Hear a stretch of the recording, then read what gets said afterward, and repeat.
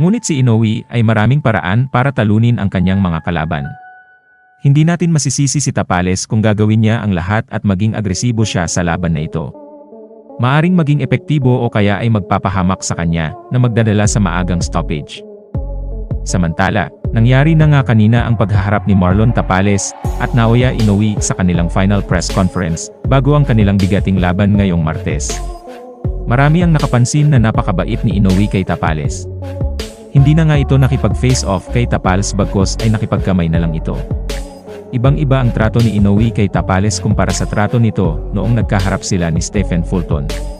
Nang tinanong si Tapales kung anong inaalala niya na makakarap niya ang isang legit hard hitter na katulad kay Naoya Inoue.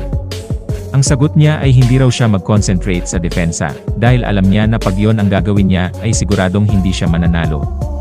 Sabi niya ay pumunta daw siya sa laban para manalo, hindi para mag-survive.